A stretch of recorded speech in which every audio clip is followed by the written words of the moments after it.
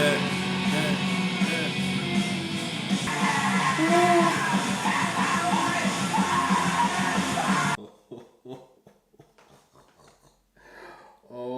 my days. He is absolutely going off on one. I just feel like smashing up something right now. Listen, I have a few. Nah, let me not do that because I need to pay. I need to buy it back, so I can't. But my beautiful people, you already know what time it is. It's your favorite music connoisseur Henry here. Welcome back to the channel, and I am here, guys, for a very, very special reaction video. I don't use that word special very lightly. For those of you who have watched my music reactions before, you would know that I don't use that term special lightly. I don't take that term lightly. But this time around, guys, it is well fitted into what I'm about to do. Guys, for the very first time, I'm going to be reacting to a Nirvana album, and the album that I've picked is factually one of the most commercially successful, one of the most influential albums of all time. Yes, I'm talking in the history of music. I'm going to be reacting to Nirvana's second studio album and their first major label album, Nevermind. This album, I mean, what can I really say about it? I have not listened to this album personally. This is the reason why I'm here today. But I, have a lot of music people around me that I respect, and they've always told me about this album. Listen, I used to work for a major label, Universal Music, so when I was working at Universal, man, there were a few rockheads that worked with me at the time, and they always used to reference this album, and they always used to tell me to listen to it. And fast forward 3-4 years later, this is what I am doing. I am here today, guys, to listen to this album for the very first time. So over the last couple of weeks, I've been listening to a couple of rock albums, coming out of my comfort zone. I just did a reaction to Boston's debut album, Boston. It should be a link at the top of the screen somewhere. If you have not checked out that reaction, guys, go ahead and click on that link and show that video some love, man. I thoroughly enjoyed, breaking down that album and listening to that album for the first time. I thought it was a phenomenal piece of work, man. And it seems like I'm in for a treat when I eventually listen to this album. Listen, before we get into this reaction video, guys, for those of you who have seen some of my reactions before, I love to give context to any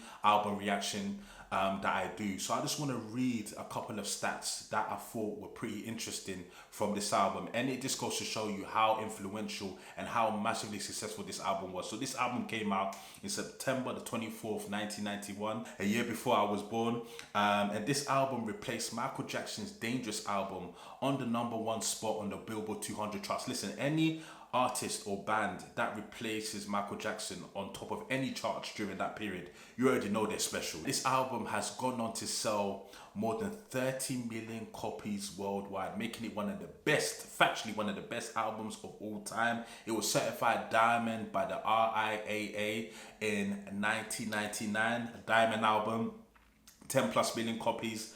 Only a few albums in music history has done that. And just in terms of critical success, Rolling Stone has ranked this album #6 in their list of 500 greatest albums of all time, and many publications have also done the same thing. They have recognized this album as one of the greatest albums of all time. It's also important for me to mention that this album, when it came out, propelled to worldwide stardom. This was the album that literally set off Nirvana's career, and it's so interesting when you look down the history of music. Some of the greatest artists of all time, there's always that one album that propels them into stardom. I can think about Thriller with Michael Jackson, even though obviously there's Off the Wall. Off the Wall was very successful in its own right. Off the Wall is my personal favorite MJ album, but Thriller, this took him into a whole different, it took him into a whole different world. Same with Stevie Wonder and the songs of The Key of Life, that took Stevie into just, into new heights. So it seems like, this album did the same thing for Nirvana. And also what I read as well is that Cobain, was dubbed the voice of his generation after this album came out and gathered all the success that it gathered. So guys, listen, that's a few of the stats. I know there's plenty more, but I don't want to bore you. We're so excited to get into this one, man. So let's get into it. But before I do, guys, I'm going to need everybody to like, comment, and subscribe. Don't forget to like the video. Don't forget to share the video. And most importantly, don't forget to subscribe to our channel, man. But listen, without further ado, this is Nirvana, Nevermind. Let us go. See, the first track, guys, off of this album is called Smells Like Teen Spirit. I think this is one of the singles that they released. I think this single was their highest charting single off of the album, if my memory serves me correctly. I think this was a top 10 hit for Nirvana, and I think I have heard this song before. But yeah, let's start this off. Smells Like Teen Spirit, let us go. Ooh. Oh yeah, I remember this. Okay, I know this. Ooh.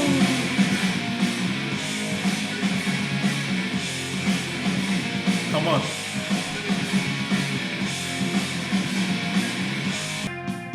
Ooh.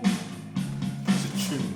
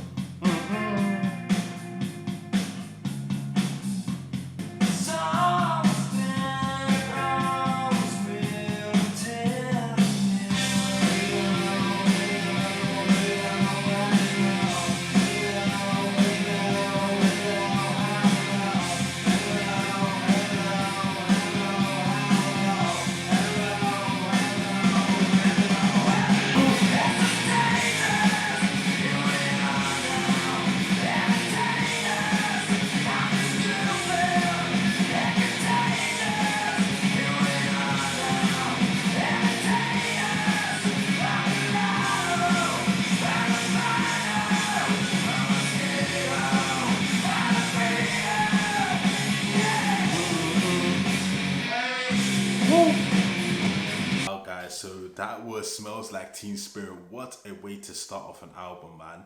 There was a lot to unpack there. I can't even lie to you. Listen, if you're gonna start off your album, in the way that you need to start it, this is the way to do it. I always say that your first record off of an album is so important. You don't get a second chance to make a first impression. So I'm always of the mindset of, if you're going to start off an album, you need to make sure you grab the listener's attention. You need to make sure that that song that you pick, right, is just going to literally captivate your audience and captivate the listener, man. Literally in my face. It felt like I couldn't breathe. It felt like this song was suffocating me, man. Because I'm probably going to be saying it for a lot of this album, man.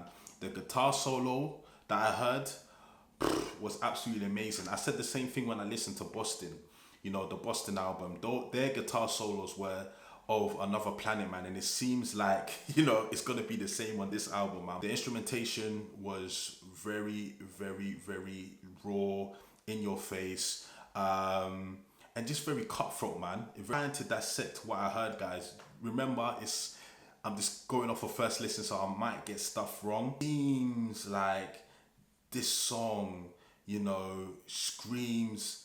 It screams anger, it screams confusion, it screams confliction, it screams a lot of things to me. But one of the things I think it screams to me the most is the fact that, like, I feel like this song it's like a teen revolution. Even in the name, Smells Like Teen Spirit.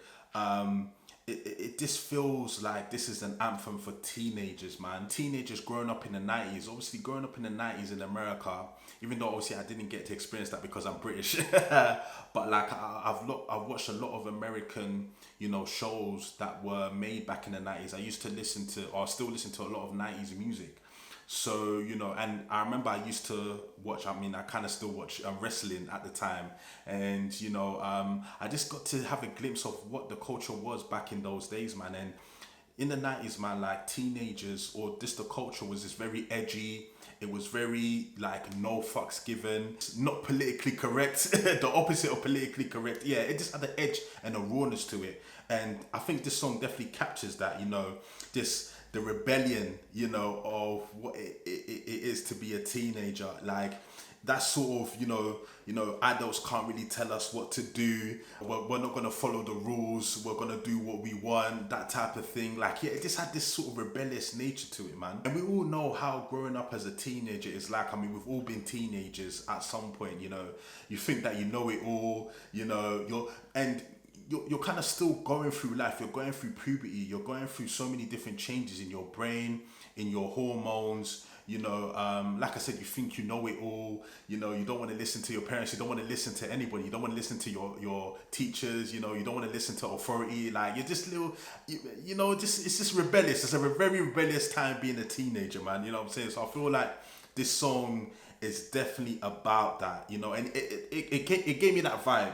Should I say? I might be completely wrong, but it definitely gave me that vibe, man. But yeah, it just seems like a revolution anthem, and I'm pretty sure that a lot of teenagers, that listen to this track, man, could definitely relate. It's kind of hard to make out what Cobain was saying, but I feel like he did that on purpose, right? I felt like, at some parts of the song, it's like he was kind of mumbling. But there's an art to that, I think. And I think, like, from just a musicality standpoint, I think that was the sort of message that they wanted to come across, come across as somebody that is, like I said, angry or confused or just going through a lot of different emotions, you know what I'm saying? Like, and somebody that is just still trying to figure it out. It's not really like, clean, and it's not, the most polite way to do things. It's just like, let me just filter whatever's coming through. It doesn't matter if it makes sense. I'm just literally getting my emotions out there. And during at some point in the song, man, it felt like Cobain's voice was a bit strained from all the yelling that he was doing. Track number 2 is called In Bloom.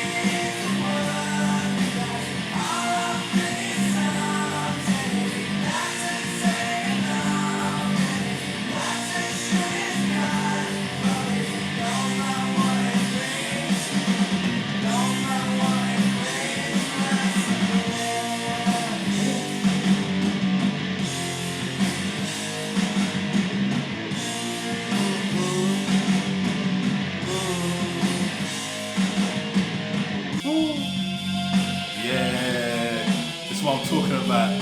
Yeah.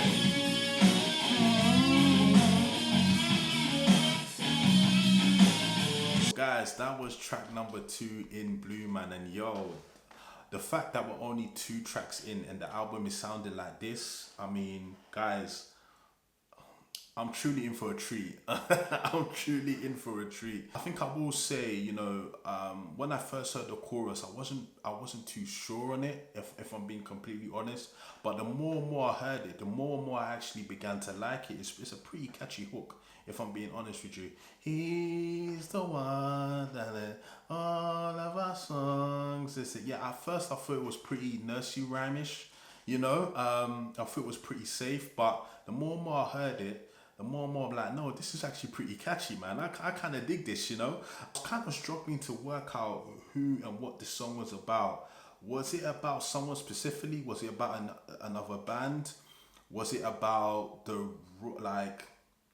was it about how the rock scene was at the time?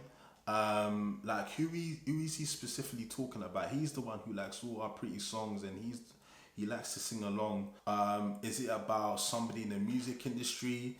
Who is he referencing? It was pretty interesting because it seems like it was directed at someone specific. Yeah, guys, I actually really like that track, to be fair. I actually really like that track. I know I'm going to be mentioning this a lot, but those guitar solos, I really wish that I could play the guitar. I mean, when I was younger, I did try and play the piano and the drums, but that didn't last so long.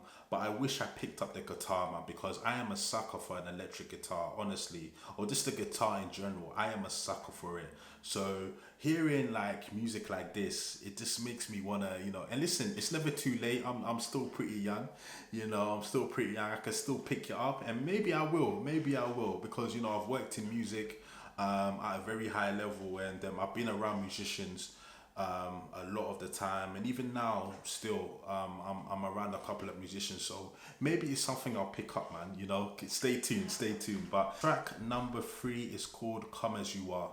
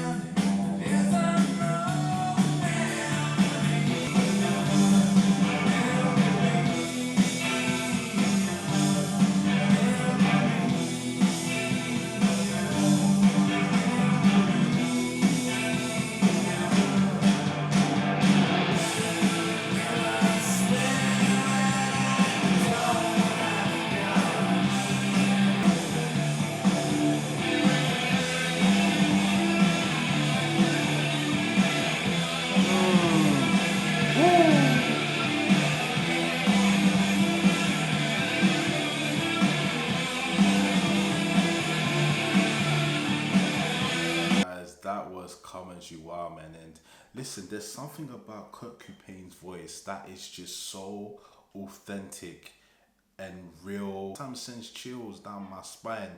Like, I don't know, man. There's just a lot of sincerity in his voice, like a lot of clarity. You can tell that he's singing it from the bottom of his soul. Those type of artists that whatever they say, you believe it. You believe it, man. There's just something about his voice that captivates me, man, and it makes me more intrigued every time I listen to him. Like, he's a special type of an artist. I can't even lie. Well, this track, I think it was quite deep. I think it was quite deep. I mean, again, I'm just trying to work out what this means, and what's actually funny. Well, it's not funny. It's actually not. It's pretty serious. But even the chorus. And I swear that I don't have a gun. No, I don't have a gun. No, I don't have a gun. It's quite funny because I feel like there was some foreshadowing going on here, because we all know the unfortunate passing of Kurt Cobain and how he passed away, right? And it's pretty scary that obviously he died in the hands of a gun.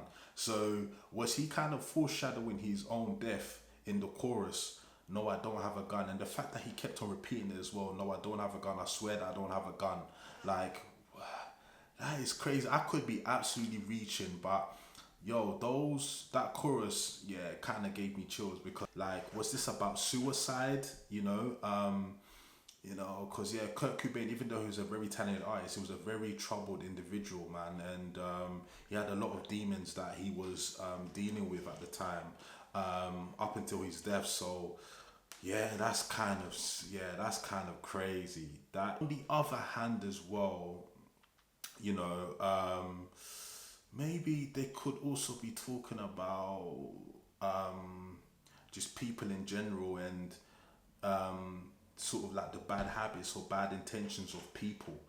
Because as a friend, as an old enemy, take your time, hurry up. I'm reading obviously the lyrics here. on my Spotify.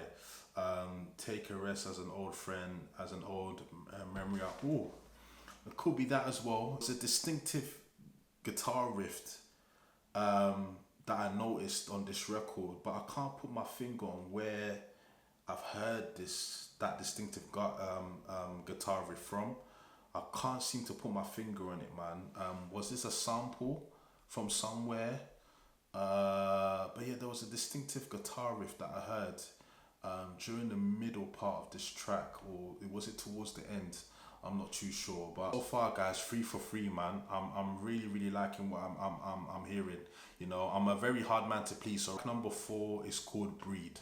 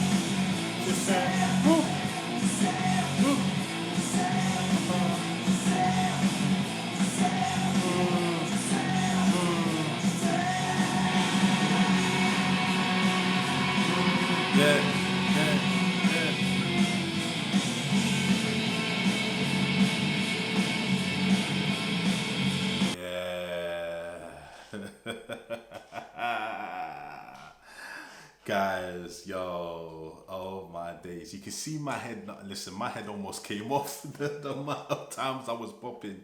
And I just couldn't help it, man. Like, you know, listen, any rock fan that's watching, man, listen, I admire you guys because, listen, my neck is hurting just from all that, you know, head knocking, like, and you guys do that on a regular basis. So listen, kudos to you, man.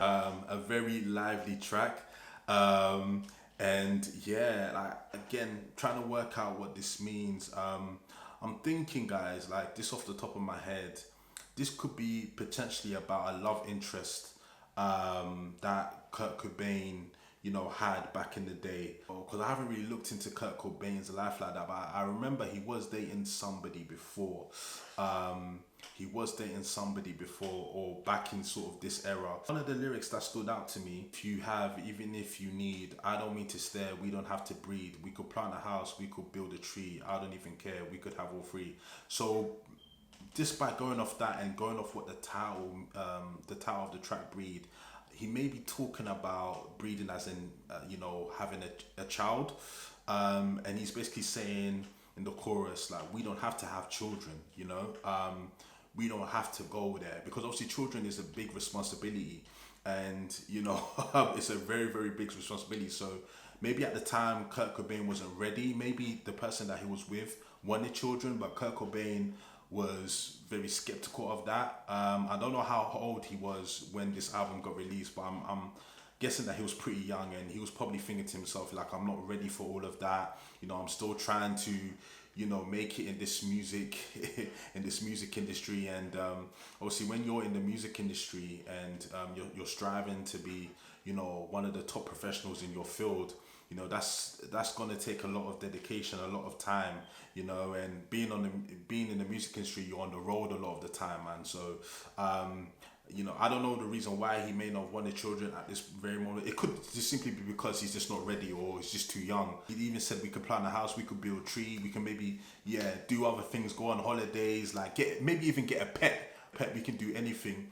apart from having children. Like even him repeating himself in the chorus, I don't care, I don't care, I don't mind, I don't mind, get away, get away. Looks like, yeah, he's running away from something, maybe running away from the responsibilities of having a kid, or running away from the responsibilities of being in a serious committed relationship. Even in the post-chorus, you know, keeps on repeating she said, she said. So, you know, maybe obviously she's trying to get her point across, he's trying to get his point across, and obviously they're clashing, you know, like, and obviously it's causing this rift between them. You know, obviously when one person has an idea and the other person has an idea and there's no real compromise, you know, you're not really talking to each other, you're talking at each other. So yeah, it looks like he seems kind of frustrated, you know, he doesn't really know what to do, because he keeps on repeating himself. Okay, there's a lot there, basically, there's a lot there. But track number 5 is called Lithium. Cause today from my friends in my head, I'm so ugly, that's okay, cause so are you. Look on this Sunday morning, it's every day for all I care. And I'm not scared, light my candles in our days, cause I found God.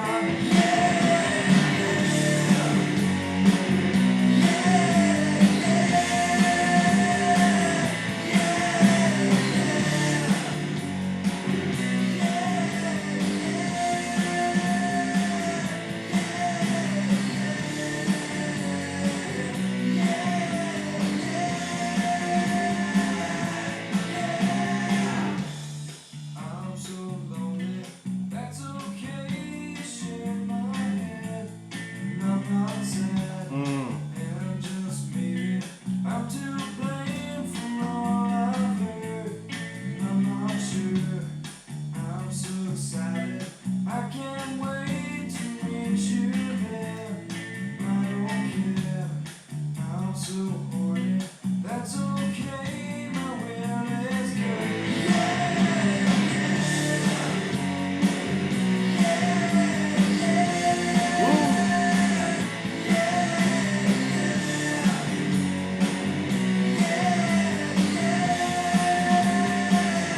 Guys, that was Lithium, and that song, I can't lie, was so all over the place.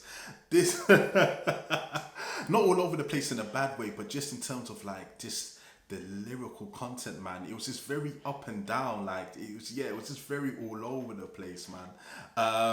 Yeah, this track definitely had some sort of bipolar disorder in it. I can't even lie. So pretty interesting and intriguing at the same time, man. And yeah, I think for me, this perfectly sort of captures, you know, just who Kurt Cobain was, you know, as a person. Like, from what I've read, you know, he was a person that had very high highs and very low lows. You know, he had a lot of sort of mood swings. You didn't really know what sort of type of Kurt you were gonna get on a daily basis, and I'm not too sure if this was ever a thing, but yeah, just by going off just the lyrics, you would think that, you know, Kurt suffered from some sort of bipolar disorder or even some sort of depression. There's a specific term. Is it manic depression or something? I can't remember like what it is, but yeah, there's some sort of bipolar, sort of manic depression about Kurt, and this song perfectly captivates that. You know, very up and down. I'm so happy because I've found my friends. Then you're in my head. I'm so ugly, that's okay, cause so are you. Broke our mirrors, Sunday mornings, every day for all I care. It's like with every, you know, positive lyric, there is a negative lyric that follows. This is what I was saying, like this seems very up and down, like my candles in the days, cause I found God. Okay, so was Kurt a Christian, or did he come from like a Christian background? Because he does reference God in this a few times. God, he references God, you know, at the end of every verse. Light my candles cause I found God. So did he come from some sort of Christian family?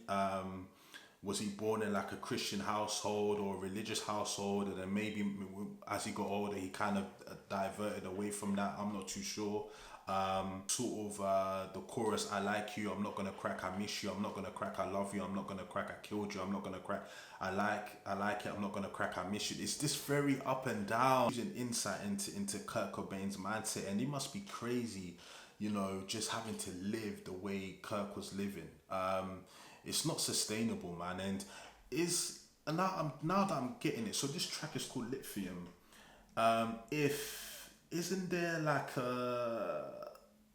I don't know what it's called. Is it lithium sugar or lithium salt that cures, or is supposed to be like a antidote to like depression or anxiety? Or yeah, I need to actually research that. Maybe I'm just completely off the mark, guys. Apologies for just spewing things that might not be true, but I'm just thinking whatever comes to my head. I hope that you can appreciate that. But one thing I'm loving right now is like I'm feeling every raw emotion from Kurt. And to be honest with you, this is what I like. I like when an artist is transparent. I like when an artist is vulnerable enough to share their worst secrets, share sort of the worst sides to them, or the most vulnerable sides to them. And that's how I'm able to connect with artists on a daily basis, when they're able to open up and be real and just be their unapologetic self, you know, because it comes across in the music, man, and you're able to sort of not even just relate, but you're able to disconnect with them in ways you didn't think you possibly could, man, you know, because none of us are perfect. All of us have got our issues. All of us have got our, you know, our things that we're trying to work over, man. The track number 6 is called Polly. Polly wants a cracker. Think I should get off her first. Think she wants some water to put out the blowtorch. Isn't me have a seat? Let me clip dirty wings. Let me take a ride. Cut yourself. Want some help? Please myself. Got some rope. Haven't told. Promise you. Haven't true. Let me take a ride. Cut yourself. Want some help? Please myself.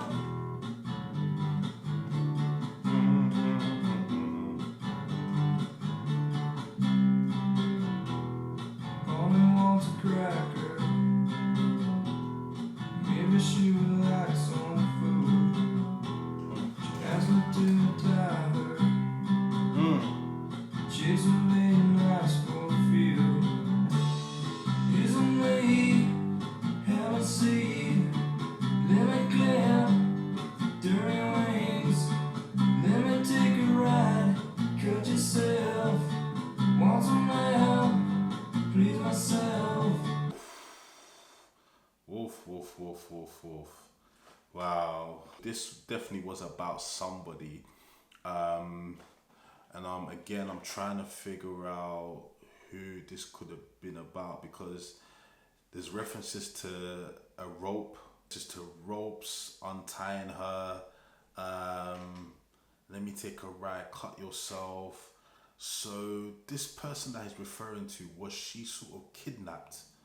Because anytime I think about a rope, yeah, I think about two things. I think about lynching, lynching or hanging yourself, or I think about somebody that's been abducted or somebody that's been kidnapped, right?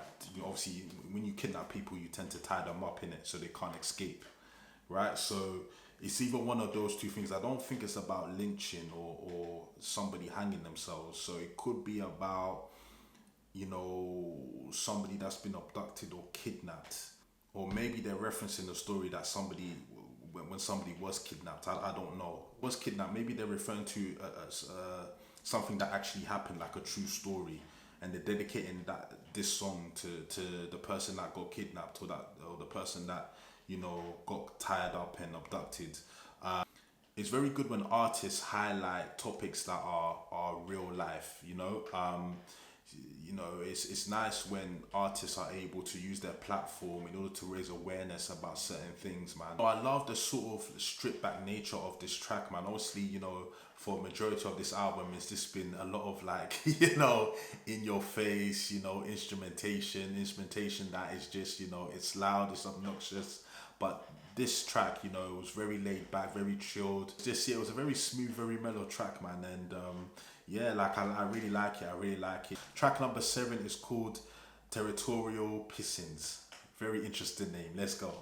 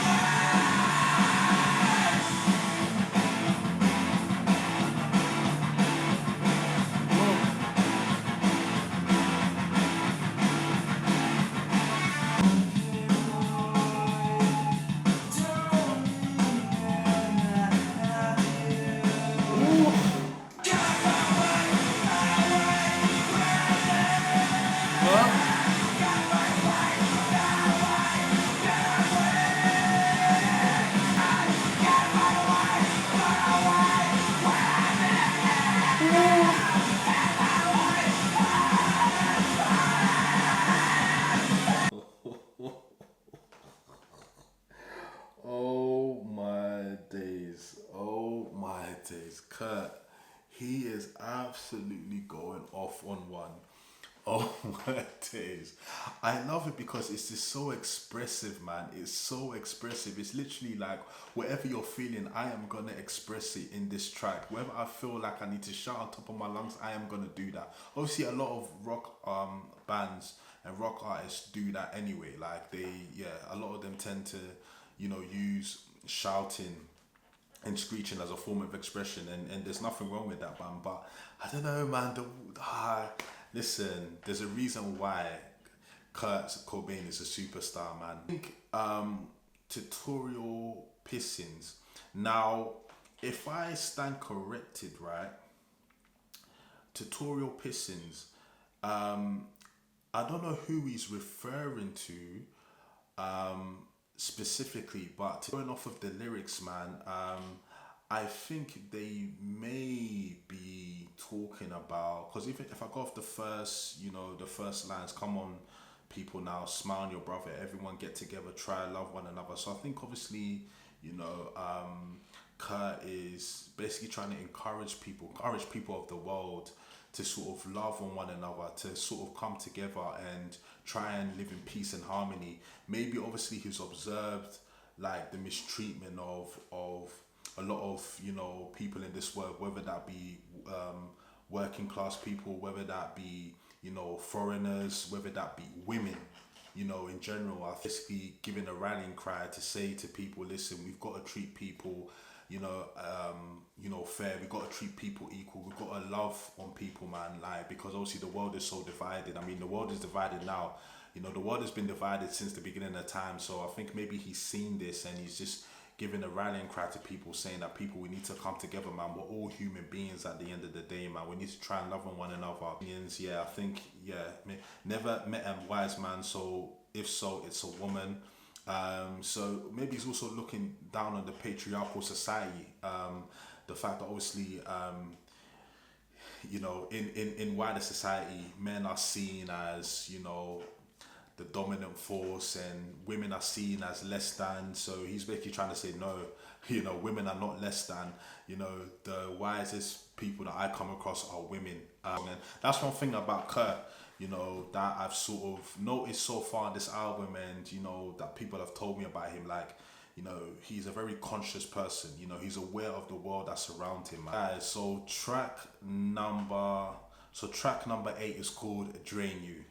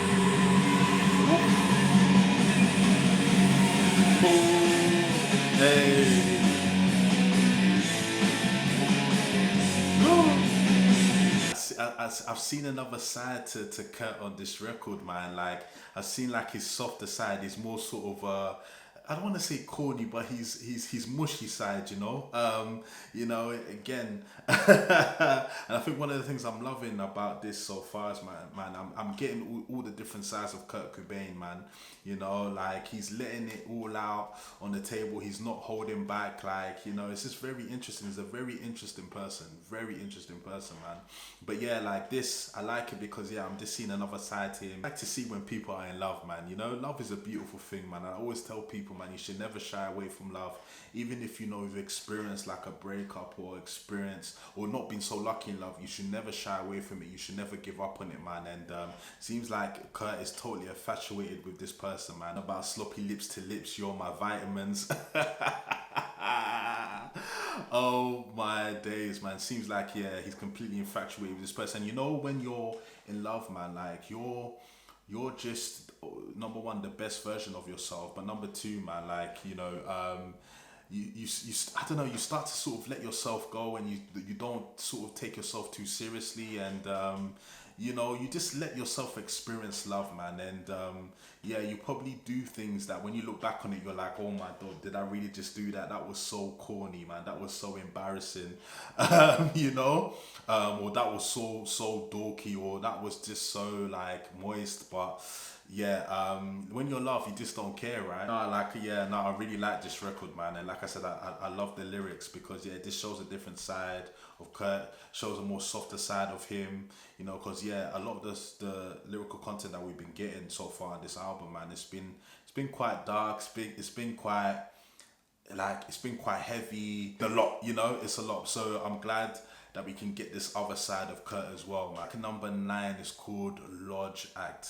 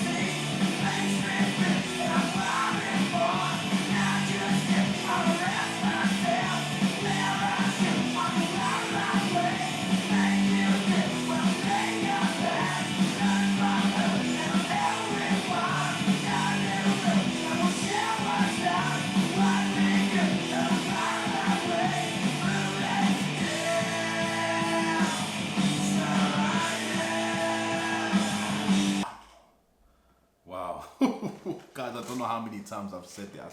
I seem like a broken record, man. Because you know what it is? The songs just keep taking me by surprise, man. Honestly, they keep... And I think at this point, I'm 9 tracks into the album. I should not be surprised, and I shouldn't really be taken aback like this. But I am, guys. I am taken aback by what I am hearing, man. I'm guessing just from the top, just from the absolute rip, this may be about...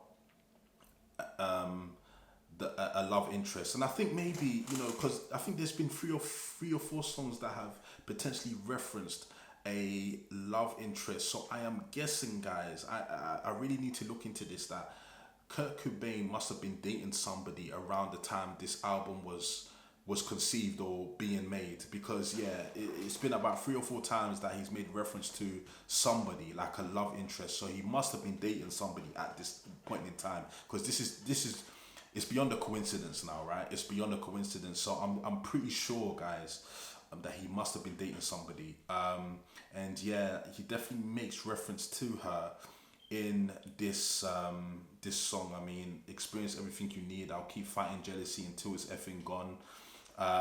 You know, listen, when you're in love or when you really like somebody, even if you're not typically a jealous person, when you fall for that person, you become jealous. You know, you become a jealous person, because you sort of want to keep them to yourself, and because you really like them, you don't really want them to be talking to, you know, somebody else. I always say that jealousy is good if it's constructive, if it's constructed in a healthy way. Solid record, man, another solid record added to the pile. I don't think there hasn't been a bad record yet whatsoever. There has not been a bad record yet.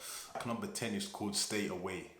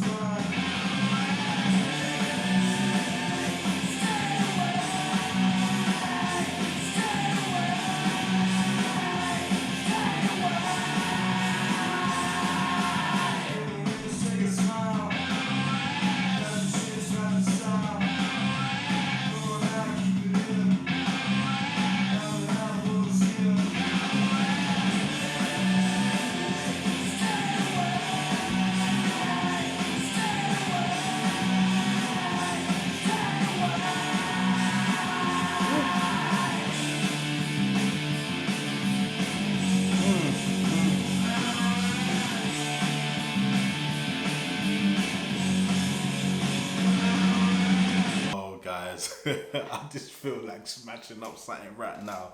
Listen, I have a few. Nah, let me not do that because I need to pay. I need to buy it back, so I can't.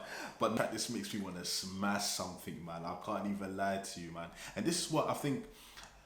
This sort of type of music is designed to do, man. It's designed to make you feel something.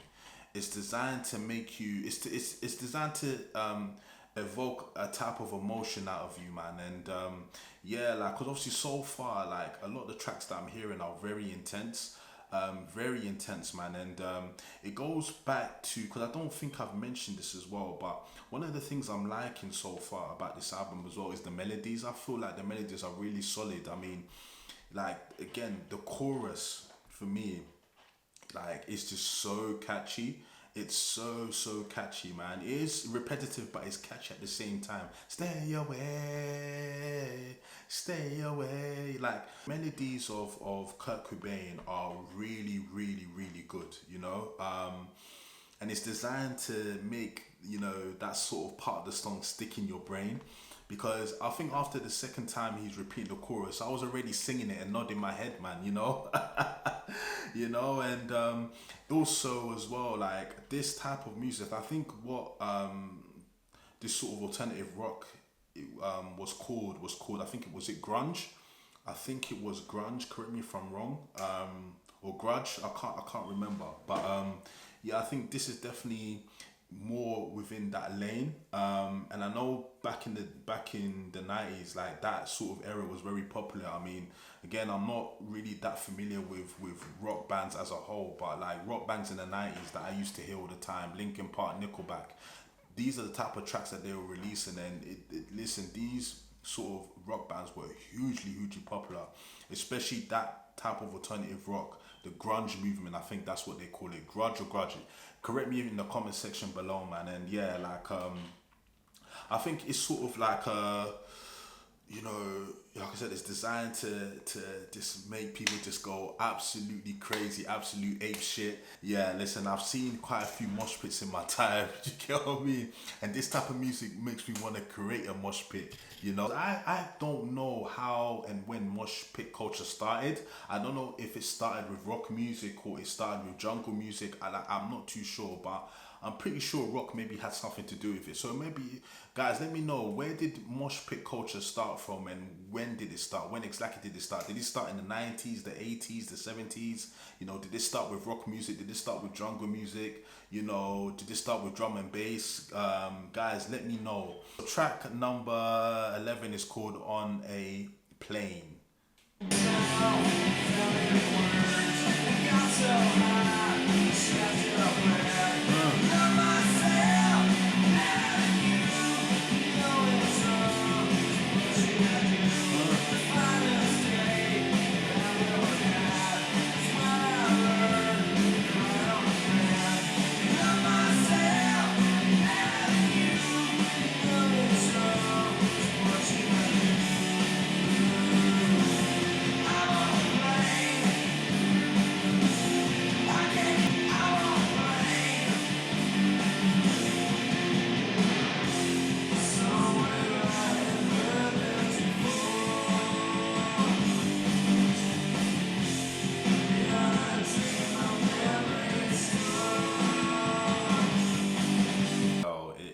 Like, I don't know whether Kurt was having visions or dreams.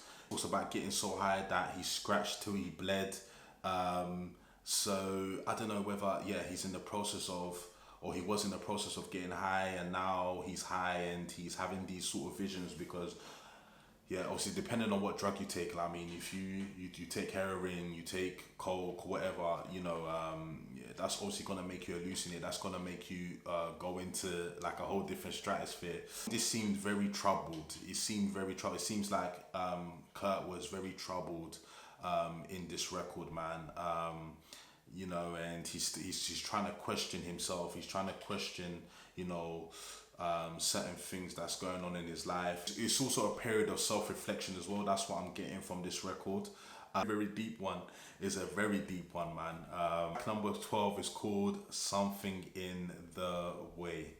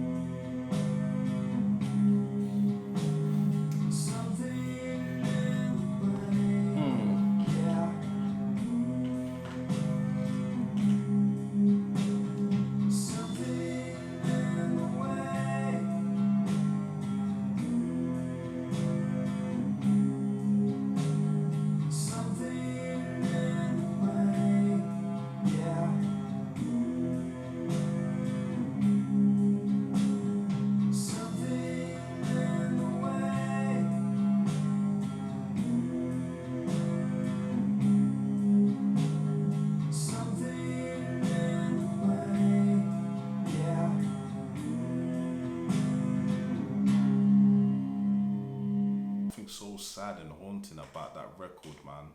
Oh my days. Oh wow, like I don't know, this record just seemed like a cry for help. I don't know, man. Wow. Yo, that really hit my chest. That really hit my chest, man. Wow. That was very monotone, man. That was the first time I really heard Kurt Cobain sound like that on this album. You know when you just want to just give somebody a hug, man. You know, you just want to give somebody a hug because it sounded very depressing. It sounded very depressing, just like the last record sounded depressing, but this record sounded depressing in a different sort of way. It seemed very sad. It seemed like somebody that was on the brink of, I don't know, I don't want to say suicide, but just somebody that had just had enough of life. They were just disillusioned with where their life was going, and like this, it felt like there was, you know, there was no hope. in this song. I don't know how to explain it, guys, but this felt like a person that had just, you know, they're just tired of life. They're tired. They're exhausted. They're drained.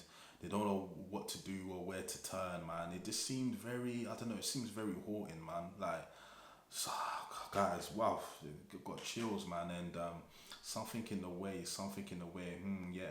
Like, honestly, Kurt's melodies are something else. You know, there's something else. And talking about underneath the bridge, you know, the animals I've trapped will become pets, and I'm living off the grass. It's okay to eat fish. So maybe Kurt is referencing a place where he used to, you know, a certain place where he used to go, because it seems like he's talking about this specific place, because he's very descriptive in what he says underneath the bridge, you know, and he talks about animals I've trapped. So he's trapped the animals. So this is a place where he's currently at. Some sort of environment that he's familiar with, and that he regularly goes to, because yeah, it seems like a point of escape, and it seems like, you know, it seems very descriptive, and that Kurt knows this place very well. So yeah, it could be a place that, you know, he's regularly visited, like to eat the fish as well. So maybe it's a lake, you know, or somewhere. But yeah, that was, yeah, guys, that was wow. That was wow, man. Yeah, I said the acoustic feel that the instrumentation gave off, yeah, it definitely evoked the emotion it wanted to evoke, you know. Guys, we'll come off to the last track of the album. It's track number 13. It's called Endless, Nameless. Wow, we're already at the last track. Let's see how this one sounds, man. Let's go.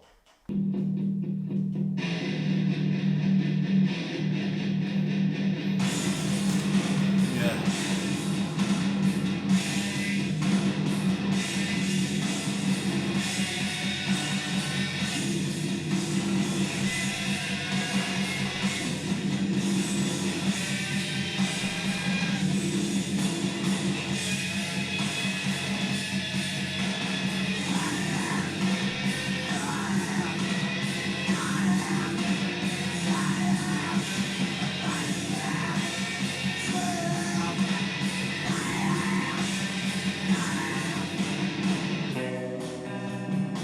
Ooh, okay.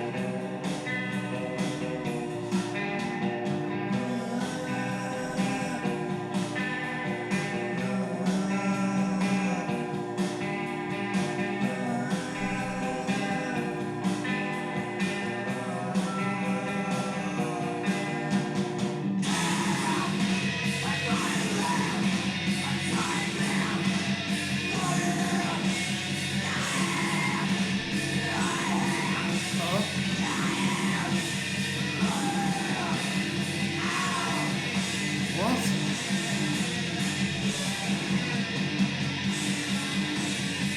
What a way to finish off an album. That song seems so random. It seemed like two different songs. Like, it just seemed just so all over the place. It literally seemed like they just recorded that, like, just off the cuff. Like, that there was no planning that went into it. There was no like, yeah, we're gonna do this, we're gonna do that. It just seemed just very just put together at the last minute, very like clunky, like I said, random. Like it just felt so all over the place. It didn't feel scripted whatsoever. It felt very freestyled. Yeah, that's the best way I'm gonna put it. It felt very freestyled. It just felt like somebody that was just letting off steam, like that was frustrated with, I don't know, life, and I don't know, like it just seemed just very just, you know, last minute, you know. But there's no real analysis I can do of that last track. I can't even lie. There's no real analysis.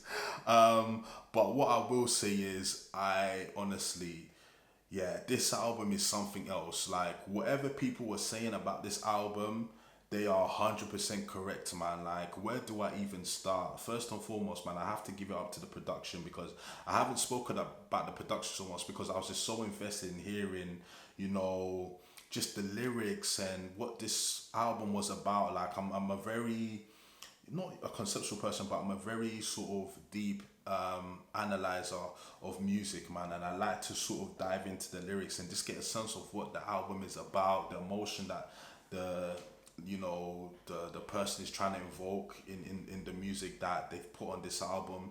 But I just have to first say the production on this was next level. This was definitely right up there with what I heard in the Boston album, man.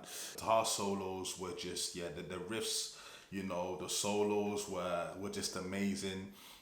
Like I said, like the instrumentation just in general was amazing. Like the standard was so high all throughout this album from a musicality standpoint that there's no real like critique I can give. And like I said, I'm a very hard man to please, man. Obviously this is not my direct, you know, line of music when it comes to rock music, so I'm not even, you know, an expert, so I don't really wanna you know, sort of go in that hard, right? But honestly, from a production point of view, amazing. From a lyrical point of view, oh my days, like this album has so much about it. It has so much of it, like it kept me on the edge of my seat, you know, throughout the entirety of this listen. And listen, this album is 13 tracks. The 13 tracks just it went by so quickly, right? And that's how you know if an album, you know, is good or not. You know, the fact that I've just flown through this album, and I'm sure there's so many things that I have not picked up, so apologies for that, guys. Obviously this was my first listen. I hope I've done all right, but this is definitely one of those albums that you need to listen to again and again and again, because I'm pretty sure that you pick up stuff, you pick up new stuff each time you listen. You listen to this album, man. Like you can't listen to this album on first listen and think that you've heard it all. No, there's so many layers that you can unpack with this album. And I'm pretty sure people who have heard this album 10 million times are still unpacking stuff to this day. You know, so I definitely have to sit with this and listen to it again. But yeah, from a lyrical standpoint, man, there was just so many things there, man. And like I said, I'm glad that Kurt gave us, you know, every sort of layer to him as a human being. You know, he's just a very intriguing and just very, I don't know how to explain how Kurt is, man. He's just a very intriguing person. You know, we all know about his life story, but you know, at the same time, it's not a one shoe fits all situation when it comes to Kurt, man. He's a very complex person, but at the same time, he's very talented, man. Very talented. Know a lot more about him on this album, and yeah, I can see why people, you know, used to call Kurt a star, because definitely he is, man. And vocally as well, man, you know, we need to also give him his props. Vocally, he sounded amazing on this, man. The way he's able to evoke you know, like a type of emotion out of a record, man, like it's just amazing. Like the depth to Kurt Cobain as an artist holds no boundaries. He's an album, man, and amazing. Even from the album cover, I haven't even talked about the album cover, man. I know that there's a deeper meaning behind the album cover, even from a conceptual point of view, man. Like that was an amazing first listen. I'm gonna definitely listen to this album again just to hear things that I didn't hear before. But yeah, you let me know what you thought about this in the comment section below. I'm gonna try and do a couple more rock albums, you know, and yeah, man, I'll see how I sort of get on with that. But yeah, don't forget, remember, done my Boston album review, so if you want to see that, you know, go into our channel and check that out. And yeah, check out also Jarvis's stuff as well. Jarvis, who's also a part of Still Color, man, he's done a great job reacting some of your favorite rock albums. I mean, Jarvis has done it all. He's done the Beatles, Led Zeppelin, he's done the Rolling Stones, you know, he's done Fleetwood Mac. Jarvis has done them all, man. So go on our channel and check out all of those videos from Jarvis, man. He's done a really great job, and he's got more rock albums that he's going to be reviewing, so stay tuned for that. But guys, thank you for tuning in. Don't forget to like, comment and subscribe, and I'll be back again real soon. But until then, my people, stay blessed. I am out. Peace.